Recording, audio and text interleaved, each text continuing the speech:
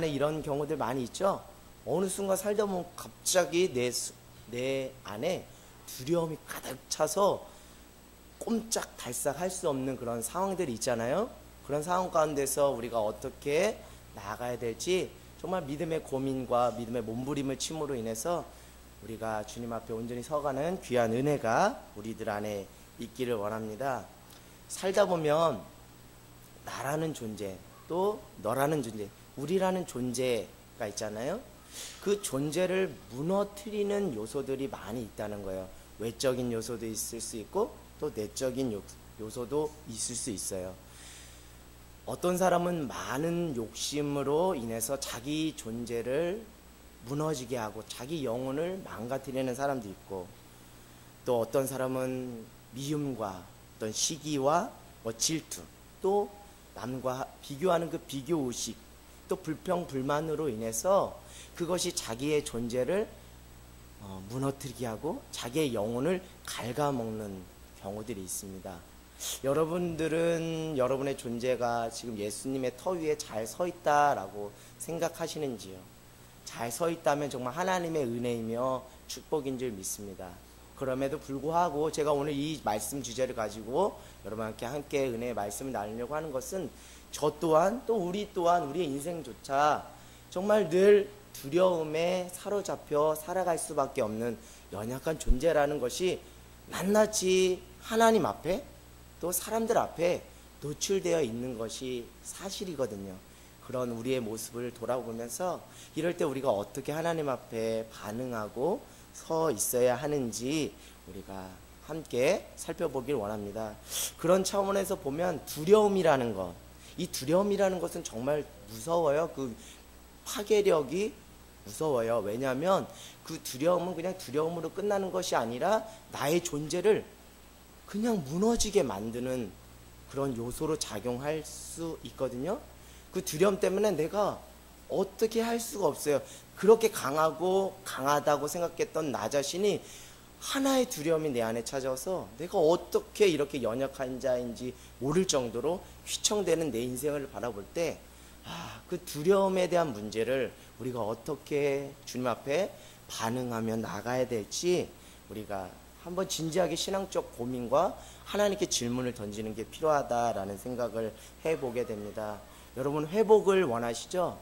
주님 안에서 회복을 원하시죠? 저는 여러분이 주님 안에서 참된 회복과 참된 치유가 임하기를 간절히 소망합니다. 여러분 회복이 뭘까요? 회복이 뭘까요? 저는 이 회복에 대한 사전적 의미들을 그냥 여러분들한테 나열하는 것이 아니라 정말 진지하게 주님 앞에 물으면서 하나님이 원하시는 진정한 회복이 뭘까? 주님 무엇입니까? 라고 주님께 물었더니 주님이 저에게 이런 마음을 주시더라고요. 회복이라는 것은 나라는 존재가 예수 그리스도를 믿는 믿음 안에서 더욱 견고하게 존재를 세워감으로 결국 궁극적으로 내 안에 하나님의 형상을 회복하는 것, 이게 진정한 회복인 줄 믿습니다. 여러분 이 회복의 이 개념, 제가 나름 하나님 앞에 물으면서 받은 이 회복의 개념이 여러분들에게 어떤 마음으로 와닿을지 모르겠지만 저는 오늘 여러분들에게 설교하면서 이 회복이 여러분의 안에 누려지고 여러분 안에 그 축복이 되기를 간절히 소망합니다. 예수 그리스도의 터 위에서 여러분의 존재가 견고하게 세워짐으로 말미암아 여러분의 안에서 하나님의 형상이 회복되는 것, 더 구체적으로 말하면 내 안에 예수님의 성품, 예수님을 닮아가는 그 삶의 모습이 회복되는 것, 그게 진정 하나님이 원하시는 회복이 아닌가라는 생각을 하게 됩니다. 그런데 이 회복을 방해하는 요인이 있는데 그 중에 저는 가장 큰 것이 두려움, 내 안에 언습하는 그 두려움이라고 생각을 해요. 그 두려움의 요소들은 여러 가지 요소들이 있겠죠. 제가 느끼는 두려움의 요소, 또 여러분이 느끼는 두려움의 요소들은 많이 또 차이가 있을 것입니다. 그러나 궁극적으로 그 두려움이 나의 존재를 흔들어 버리고 있다는 것을 알아채리는 순간 이 두려움의 문제를 그냥 쉽게 관가할 수 없구나라는 그런 절박한 심정을 가지고 여러분에게 말씀을 전하는 거예요. 여러분, 두려움이라는 것은 결국 나의 존재를 자꾸 흔들고 또 나아가서 나의 정체성까지도 잃어버리게 만들고 결국 하나님의 형상을 자꾸만 망가지게 하고 내 안에 자꾸 예수 닮기를 자꾸 포기하고 내려놓는 그것이 그 두려움이 우리를 조장하는 안 좋은 영향력이라고 생각을 합니다. 쥐를 어렸을 때 막 여러분들 여성분들 쥐나 바퀴벌레를 보면 우리가 어떻게 해요? 얼큰이 하고 뭐 이렇게 하는 것이 아니라 여성분들 어이구 마음도 하죠. 그렇죠? 그런 일시적인 놀라움 정도가 두려움이라고 생각할 수 있겠지만 이거는 두려움이 아니에요. 엄밀히 말하면 신앙적인 차원에서 말하면 두려움이 아니에요. 왜냐하면 그건 일시적인 놀람으로 인해서 그냥 반짝 놀라고 없어지는 것이거든요. 근데 다만 쥐를 보거나 그 바퀴벌레를 보고 그 놀란 그 충격과 그 두려움이 여러분의 삶에 꾸준히 지속적으로 어두운 마음을 부추긴다면 아주 작은 쥐나 바퀴벌레조차도 여러분의 존재를 흔들어 버릴 수 있는 두려움의 요소로 작용할 수 있다는 거예요. 제가 이 말씀을 드리는 것은 무엇이냐면 사람이 뭐 어떤 거창한 것 때문에 두려워하는 것이 아니라 사소한 것 그 하나 때문에 신발의 작은 그 돌멩이 하나가 나의 발을 불편하게 하는 것처럼 우리의 인생의 두려움이 어떤 그 거창한 것 때문에 우리가 두려워하는 것이 아니고요. 아주 사소한 것이 나의 마음에 들어와서 어둠을 심어놓고 그것이 나의 존재를 흔들어 버리거든요. 그 요소가 무엇인지 여러분 스스로 이렇게 직면하면서 발견하면서 그것을 예수님의 이름으로 끊어버리고 믿음으로 물리치고 선포하는 귀한 은혜가 있기를 원합니다. 여러분 오늘 제자들이 무엇 때문에 두려웠어요? 오늘 제자들이 무엇 때문에 두려웠죠? 자, 23절을 한번 보겠습니다. 23절을 한번 보겠습니다. 시작. 행선할 때에 예수께서 잠이 드셨더니 마침 광풍이 호수로 내리침에 배에 물이 가득하게 되어 위태한지라. 아멘. 오늘 제자들 안에 두려움이 찾아온 거예요. 근데 그 두려움의 요소는 광풍으로 인해서 배에 물이 참으로 목숨이 위태로워짐으로 그 안에 무엇이 찾아온 거예요? 두려움이 찾아온 거예요. 그 두려움이 그것으로 끝나면 상관없는데 그 두려움이 제자들의 존재 자체를 왕청 무너지게 하고 흔들어 버리고 있기 때문에 그것이 그냥 쉽게 우리가 그냥 스쳐 지날 수 있는 그런 것이 아니라는 거죠. 여러분들은 언제부터 여러분의 인생 가운데서 언제부터 그 두려움을 경험하셨나요? 그 두려움을 경험했던 그때를 우리가 돌아보면서 그때 그 두려움의 연결고리를 끊어버리는 것, 그 어둠의 기억들, 어둠의 상처들, 그걸 끊어버리는 것이 참 중요한데요. 제 인생의 이야기를, 저의 삶의 이야기를 잠깐 하려고 합니다. 저의 인생에 있어서 두려움의 그 경험들은 중학교 때 시작되었어요. 그때는 저는 예수님을 믿지 않았습니다.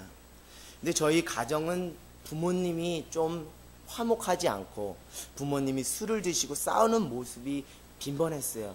그래서 그런 모습을 볼 때마다 제 안에 두려움이 찾아왔어요.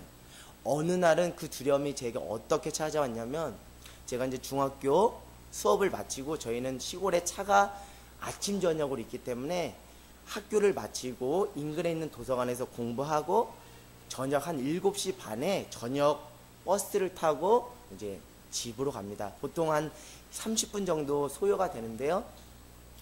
버스에서 내리면 저희 집이 보이는데 어느 날은 집이 깜깜한 거예요. 어느 날은 집이 불이 반짝반짝 하는데 어느 날은 집이 깜깜한 거예요. 그러면 저는 딱 느낌이 옵니다. 집안에 뭔 일이 있구나. 부모님이 싸우고 있구나. 뭔가 술 드시고 싸우고 있구나. 그러니까 제가 그 버스에서 내려서 집까지 가는 그 발걸음이 어떻겠어요? 두려움이 가득 찬 발걸음 아니겠습니까? 그런 두려움으로 중학교 사춘기 시절을 겪었어요. 그래서 많이 울기도 하고 또 많이 감정적으로 에너지를 소비했던 적도 많이 있었습니다. 그런 발걸음 속에서 제 심장이 쿵쾅쿵쾅 되면서 그 두려움을 어떻게 해결해야 될지 몰랐어요. 왜요? 그때는 신앙조차 없었기 때문에 그냥 슬픈 마음만 가득 찼어요. 그러고 나다가 고등학교 1학년 때 제가 예수님을 믿게 됐어요. 고등학교 1학년 때 예수님을 믿고 신앙생활을 했습니다. 여러분들 지금도 그렇지만 오직 무엇을 강조하죠? 교회는 오직 믿음을 강조하잖아요. 오직 예수님을 믿는 믿음 안에서 우리가 변해 새 사람 됐다라고 말하잖아요. 그 믿음, 오직 믿음이라는 것이 다 틀린 말은 아닌데 그 오직 믿음이라는 그 가르침이 제 안에는 어떻게 적용되고 어떻게 영향을 끼쳤냐면 예수 안에서 있을 때, 예수님을 믿을 때 나는 무조건 행복해야 된다.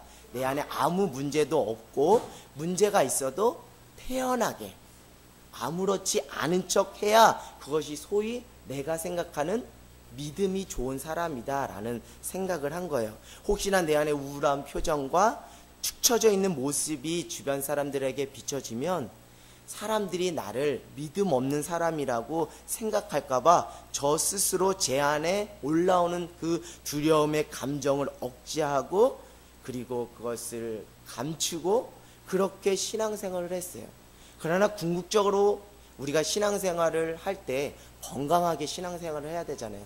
제 안에 그 두려움의 문제를 해결함 받지 못하고 그 두려움의 문제에 대해서 주님 앞에 가지고 나와서 그것을 끄집어내면서 정말 주님 앞에서 간절히 기도하지 않고 그냥 믿음으로 그것을 덮고 살았던 거예요. 그랬더니 근본적으로 저 자신 안에, 저 내면 안에 예수님께서 저의 그 두려움의 문제를 끄집어내시기를 원했지만 제가 무의식적으로 또는 의지적으로 그것을 감추고 그것을 닫아버렸어요. 그냥 겉으로 남들에게 신앙 좋은 사람으로 그렇게 보여지고 싶은 인간적인 욕심이 있었죠. 그런데 그것이 감춰질래야 감춰질 수가 없는 거예요. 그것은 살아가면서 그 두려움은 결국 저의 인생의 수면 위로 올라오게 되었습니다. 목회자로 살아가는 삶이지만 그럼에도 불구하고 목회자로 살아가는 삶임에도 불구하고 순간순간 그 두려움의 요소가 수면 위로, 내 인생의 수면 위로 올라오는 경험들을 많이 했어요. 제가 그 두려움을 경험했던 이야기에 대해서 제 인생의 사이클을 가지고 여러분들한테 말씀을 할까 합니다. 저는 지금까지 제 인생의 두려움의 문제를 해결하지 않고 또 무시하며 내 안에 울고 있는 나에 대해서 돌보지 않고 그렇게 살았는데 그것이 자꾸 툭툭 튀어나오는 거예요. 그게 언제 처음 튀어나왔냐면 군대 생활할 때 튀어나왔어요.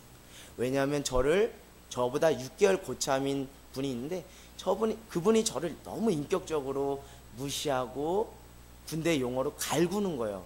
깔보는 거예요. 아주 무시하는 거예요. 그런 무시와 갈굼, 인격적인 모독을 들으니까 제 안에 어떤 마음이 든지 알아요? 하루는 제가 밤근무를 쓰고 이제 마치고 침상에 누워서 자는데 그 옆에 저를 괴롭히는 그 고참이 있는 거예요. 그 고참에게 어떻게 하고 싶은 마음이 드냐면 그 반합이라고 있거든요. 전투 식량을 담는 그 밥그릇인데 그거를 끄집어서 머리를 치고 싶은 욕망이 아주 그런 마음이 들더라고요. 그 솔직한 마음이 들어요. 죽이고 싶은 마음이 드는 거예요. 복수하고 싶은 마음이 드는 거예요. 철저하게 저 사람을 응징하고 싶은 마음이 내 안에 드는 거예요. 그게 왜 내 안에 불쑥 튀어났는지 그때는 몰랐어요. 그러나 시간이 지나면서 왜 그랬을까 생각했더니 내 안에 그 두려움의 요소를 그 두려움 때문에 벌벌대면서 겉으로는 의기양양한 척하는 나 자신이 그 두려움을 해결하지 못하고 그 두려움이 안 좋은 쪽으로 이렇게 나가는 모습을 군대에서 처음 발견하면서 제 자신을 보고 제가 깜짝 놀랐습니다. 그리고 제가 대학교 4학년 때 목회자로 처음 교육전도사로 사역을 나가기 시작했어요. 성남에 있는 작은 교회에 교육전도사로 섬기게 되었어요. 근데 그때 그 두려움이 어떻게 작용했냐면 사람 앞에만 서면 덜덜 떠는 거예요. 무서운 거예요. 두려운 거예요. 그렇다고 해서 제가 사역을 아주 못했던 것이 아니고 제가 은사가 없었던 것이 아니고 능력이 없었던 것이 아니에요. 하나님께서 저에게 능력도 부어주시고 은사도 주셨는데 제 안에 그 두려움이 이제는 사람 앞에 서면 제가 왜 이렇게 말을 더듬고 떠는지 모르겠어요. 그 두려움의 무게가 너무 커서 1년 사역하고 이 목회자의 삶은 내 안에 맞지 않구나 라는 생각 때문에 4년 때 1년 사역하고 내려놨어요.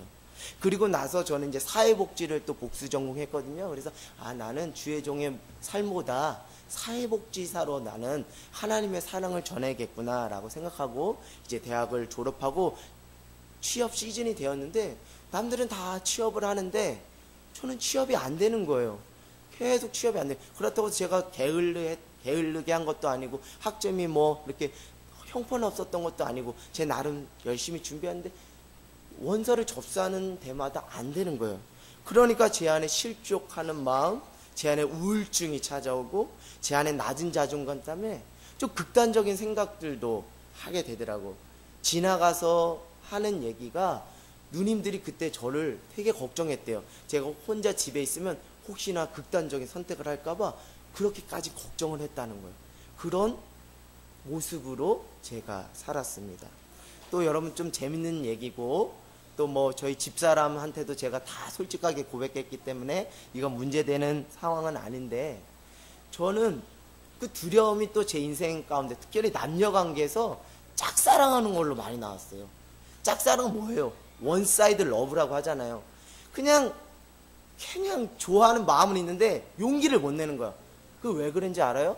내 안에 사람들로부터 뭐 할까 하는, 거부당할까 하는 두려움이, 그러니까 두려움이 이렇게도 막 작용을 하는 거예요. 그래서 그냥 뭐 짝사랑 여러분 다 해서 알겠지만 그 짝사랑만 하다가 그냥 허송세월 보낸 적이 있어요. 그런데 제가 한 번은 제가 안 됐지만 제가 한 번 고백을 했어요.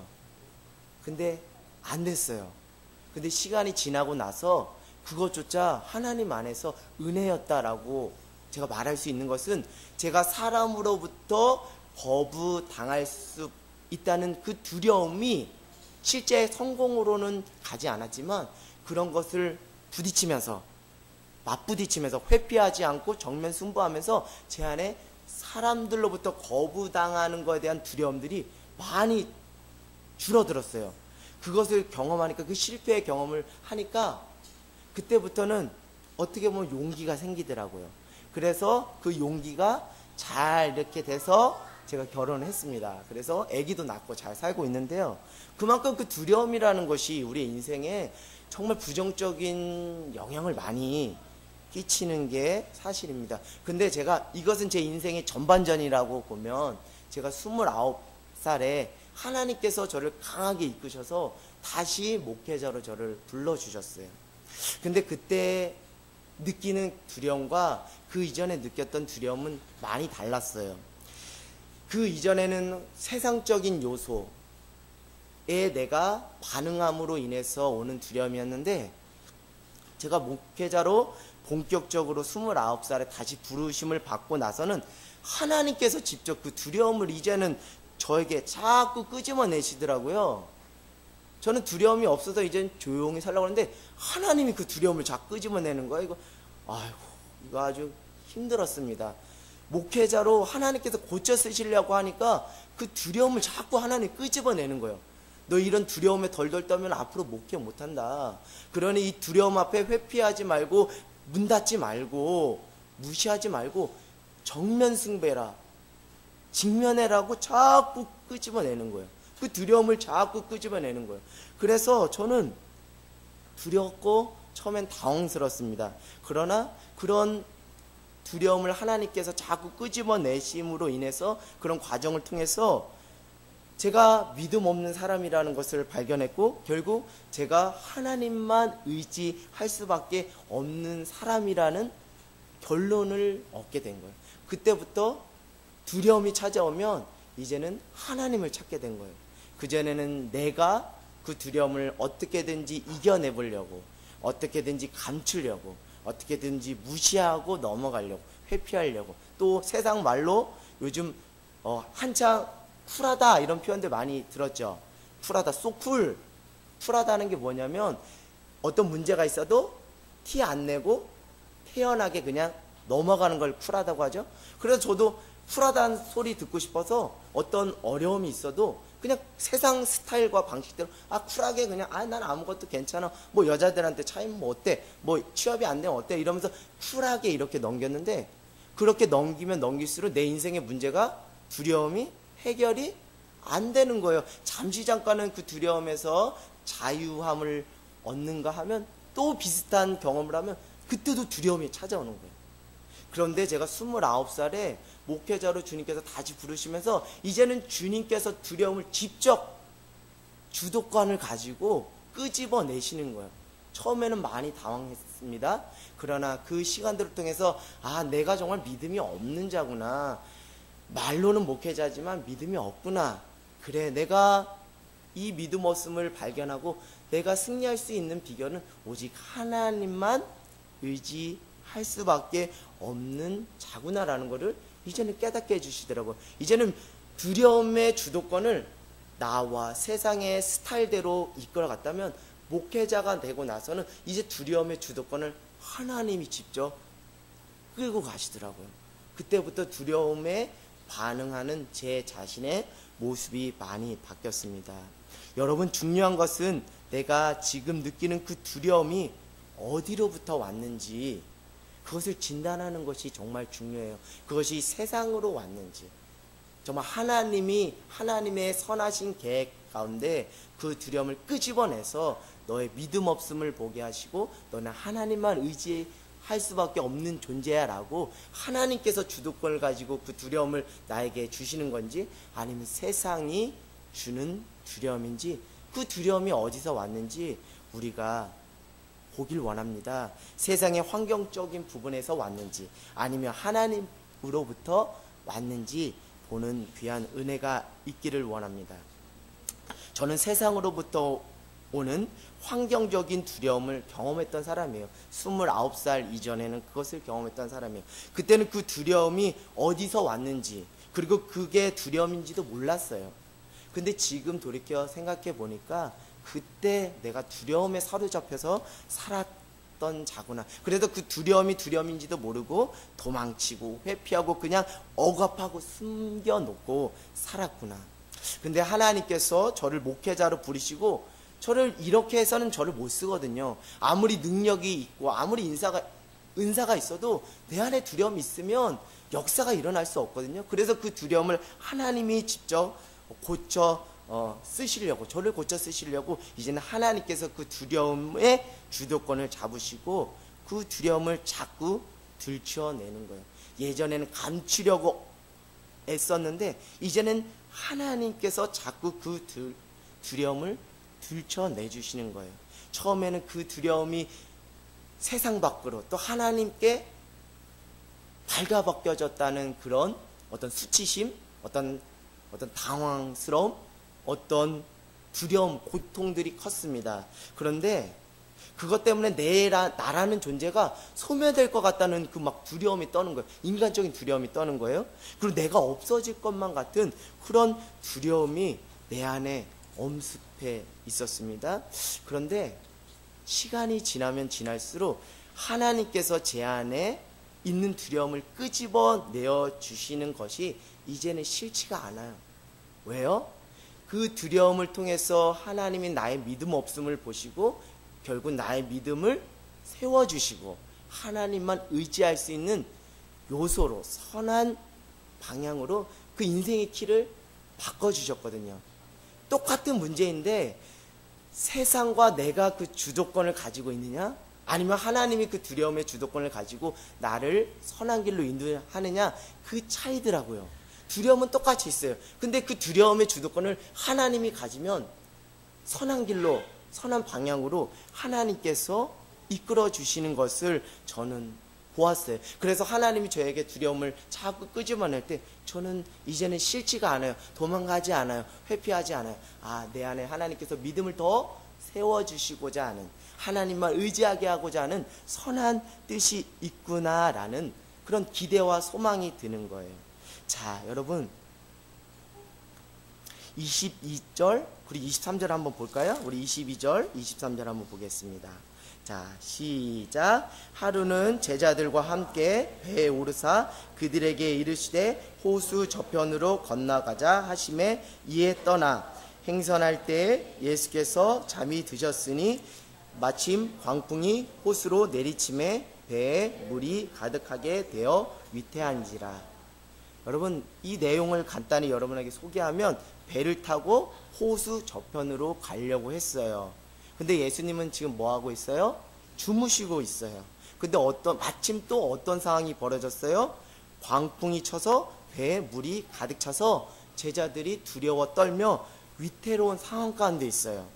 자, 여러분들, 제가 좀 전에도 말씀드렸지만 광풍으로 인한 두려움의 주도권을 지금 누가 가지고 있어요?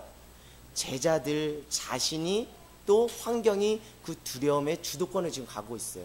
그러니까 제자들은 어떻게 하고 있어요? 어떤 반응을 보이고 있어요? 두려움으로 치닫고 있습니까? 평안으로 치닫고 있어요?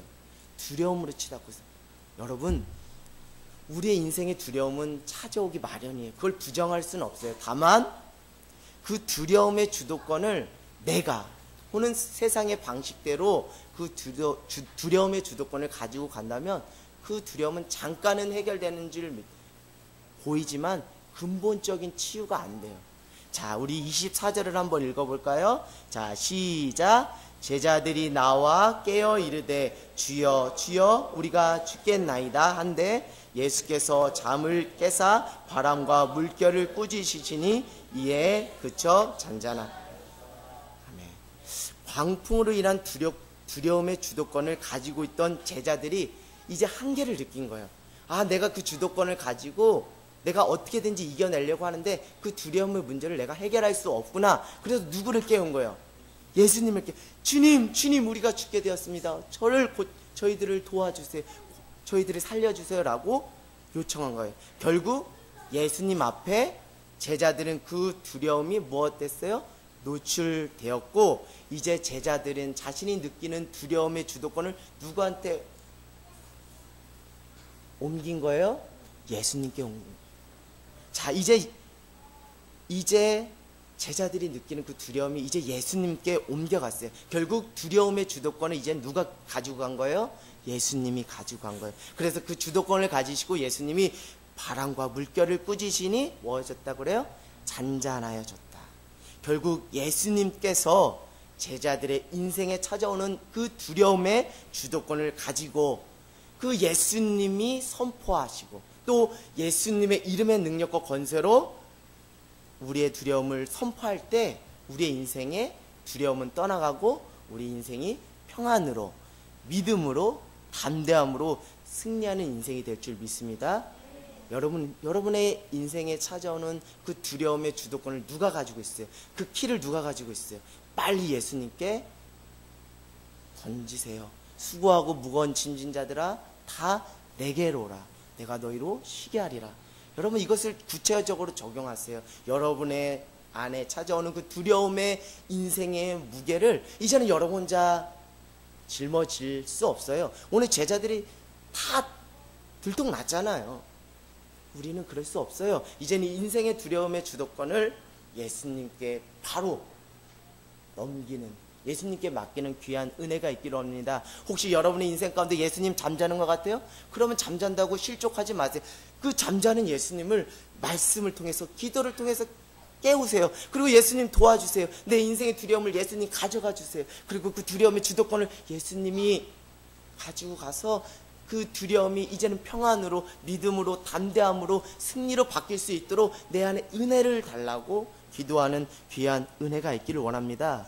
우리 25절을 한번 읽어볼까요? 시작. 제자들에게 이르되 너희 믿음이 어디 있느냐 하시니 그들이 두려워하고 놀랍게 여겨 서로 말하되 그가 누구이기에 바람과 물을 명함에 순종하는가?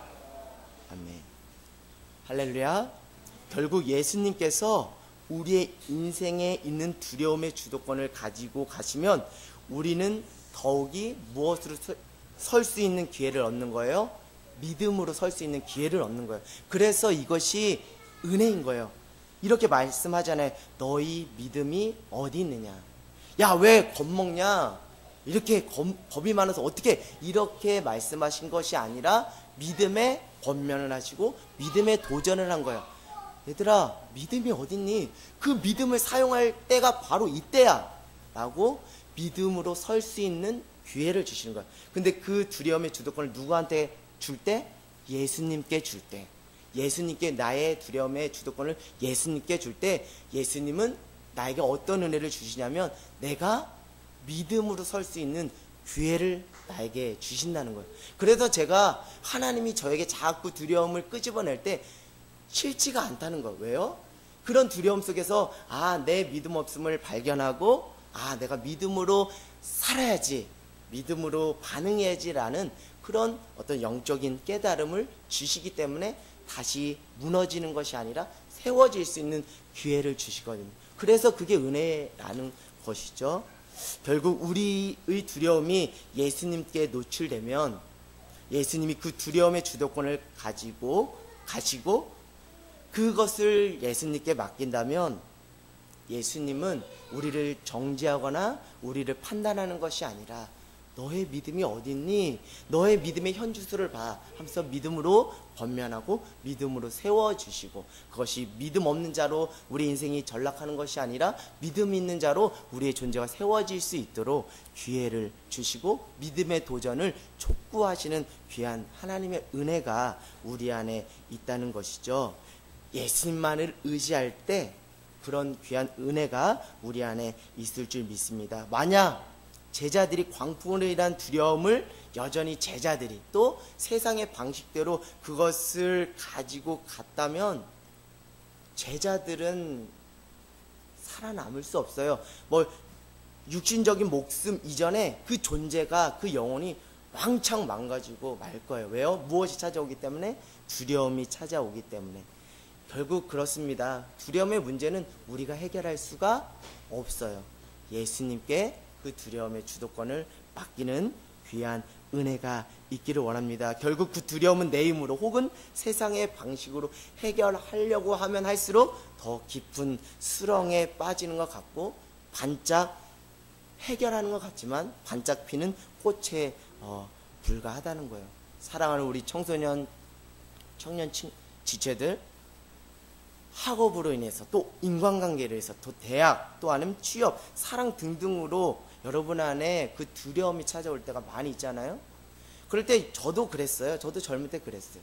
그 두려움을 내 힘으로 그리고 세상의 방식으로 그 주도권을 행사하려고 했어요. 그러면 잠시 잠깐은 해결이 되는 것 같았어요. 그런데 시간이 지나니까 해결이 전혀 안 돼 있더라고요. 지금에서 돌이켜 깨닫는 것이 내가 전적으로 주님 앞에 그 두려움의 문제를 맡겨야겠구나, 맡겼으면 어땠을까 하는 그런 아쉬움이 듭니다. 여러분, 우리 청소년, 우리 청년 지체들, 두려움이 어떤 요소로 여러분들에게 찾아오는지는 모르지만 그 두려움을 여러분의 힘으로 세상의 방식으로 하려고 하면 할수록 여러분들은 부러질 수밖에 없어요. 예수님께 그 두려움을 맡기는 귀한 은혜가 있기를 원합니다. 저는 하늘땅 교회를 개척하고 지금 이 자리까지 목회를 하면서 1층, 여러분들 아시는 분도 아시겠지만 1층 땅체프실이라는 곳에 어린이들 예배하는 그 땅체프실에서 한 7년여 정도 혼자 결혼 전까지 거기서 생활을 했어요. 지금은 가정을 꾸리고 교회 근처에 보금자리를 마련했습니다. 저는 2010년부터 한 2016년 2월 결혼하기 전까지 7년 동안 그 혼자 땅체프실에서 생활했는데, 그때 그 시간들이 앞으로 또 어떤 인생이 저한테 펼쳐질지 모르지만 지금 목회를 하면서 그 시간이 저에게 가장 소중한 시간이었다라고 저는 단언컨대 여러분들의 말씀드릴 수 있어요. 땅체프실이 컨테이너로 젖어 있거든요. 그렇기 때문에 여름에는 무척 더워요. 그래서 선풍기를 틀면 오히려 찬바람이 나오는 게 아니라 뜨거운 바람이 나와서 밤잠을 설칠 때가 많고, 겨울에는 우풍이 심해서 바닥은 따뜻한데 콧등은 시려워요. 그래서 이불을 뒤집어 쓰고 잔 세월이 7년이에요. 7년. 그래서 그것 때문에 뭐 비염이 원래 있었지만 비염도 심해졌고 천식도 왔었어요. 그러나 하나님의 은혜로 지금 다 고침을 받았습니다. 열악한 환경에도 제가 땅채불실에서 생활했던 그 7년의 시간을 잊지 못하는 이유는 바로 여기 있어요. 그것은 다른 것이 아니라 하나님께서 제 안에 그 두려움의 문제를 해결해 주셨기 때문에, 그 7년의 여정을 통해서 더 이상 두려움에 회피하거나 숨지 않고 정변 승부할 수 있는 담대한 믿음을 주시고, 그 믿음의 훈련을 7년 동안 하신 거예요. 밤에 자다가도 내 안에 두려움이 찾아오면, 야간에 신학대학원 수업을 마치고 밤늦게 들어올 때면, 또 사역을 마치고 나 혼자 있을 때면, 땅채프실에서 자려고 내려올 때마다 내 안에 엄습하는 두려움이 왜 없어요? 목회자도 사람이에요, 여러분들. 완벽할 수가 없어요. 그래서 목회자를 위해서 기도 부탁을 드리는 거예요. 두려움이 막 찾아오면 제가 어떻게 할 수 있어요? 제가 답을 다 알잖아요. 내가 해결할 수 없는. 그래서 바로 그냥 2층 여기 우리가 지금 예배하는 이 예배실로 오는 거예요. 그래서 깜깜한 그 본당을 이 십자가 등만 켜고 10바퀴가 됐든 20바퀴가 됐든 내 안의 두려움이 평안으로 바뀔 때까지 계속 기도하는 거예요. 계속 기도하는 거예요. 그럼 어느 순간 하나님께서 내 안에 두려움은 떠나가게 하시고 평안으로 바꿔주시는 거예요. 그 훈련을 7년 동안 한 거예요. 지금도 여전히 그 훈련은 계속 현재 진행형입니다. 때로는 찬양도 막 합니다. 뭐 주변에서 또 뭐라고 막 신고할 수 있는 그런 위험 부담도 있지만, 그래도 내가 두려워서 벌벌 떨고 있는데 내가 살아야겠다는 그 절박감 때문에 막 기타 치고 찬양도 했고, 그런 말씀을 끄집어서 어떤 말씀이든지 내가 말씀 한 구절 부여잡아야겠다라는 생각 때문에 그 말씀도 붙잡고 또 엎드려서 기도도 하고, 더 두려움이 내 안에 엄습할 때는 강단에 와서 이 십자가 앞에서 무릎 꿇고 철저하게 기도하면서, 하나님 내 안에 두려움을 믿음으로 좀 바꿔주세요. 평안으로 좀 바꿔주세요. 내 힘으로는 도저히 감당할 수가 없어요. 그래도 안 되면 십자가를 붙잡고 기도해요. 그럼 하나님께서 놀랍게 내 안에 평안을 주시더라고, 믿음을 주시더라고요. 너 두려운 거 너 혼자 하는 거 아니야. 내가 너 두려운 거 다 알아. 내가 앞서서 너와 함께 할 거야. 너의 두려움을 내가 보았어. 이제는 두려움 하지마, 놀라지마, 강하고 담대하라. 내가 어디로 가든지 너와 함께 하리라는 그 약속의 말씀을 주시는 거예요. 그 시간들을 주님께서 허락해 주신 거예요. 그래서 저는 환경적으로는 열악했지만 그 시간들이 저한테는 정말 잊을 수가 없어요. 이 두려움이 오히려 나의 믿음을 자라게 하고 목회자로 더 성숙해 하는 귀한 하나님의 은혜, 천하이복의 은혜가 내 안에 있었기 때문인 줄 믿습니다. 여러분, 두려움을 어떻게 해결할 수 있어요?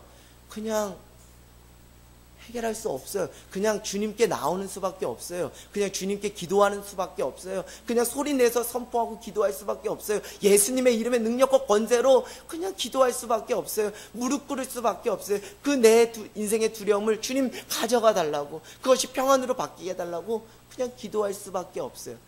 그렇게 기도할 수밖에 없어서 기도했더니 그것이 믿음으로, 평안으로, 담대함으로 바뀌어지는 놀라운 은혜가 있었습니다. 제가 여러분한테 어떻게 그 두려움의 문제를 짜자잔 하고 정말 인간적인 해법을 가지고 여러분한테 말해주고 싶은 욕구가 왜 없겠어요? 저는 말씀을 전하기 전에 정말 좀 이런 말 해서 죄송합니다. 쌈박하게 그 두려움에 떠는 사람들을 향해서 정말 쪽지게처럼 그 두려움을 어떻게 해결할 수 있습니다라고 1, 2, 3 이렇게 좀 해주고 싶은 욕심이 있었어요. 근데 그게 아니더라고요. 결국 내 두려움의 문제는 하나님께 맡길 때 그 두려움이 평안으로 바뀌는 것을 제가 경험했고, 그것을 간증할 수밖에 없다라는 결론을 내렸습니다.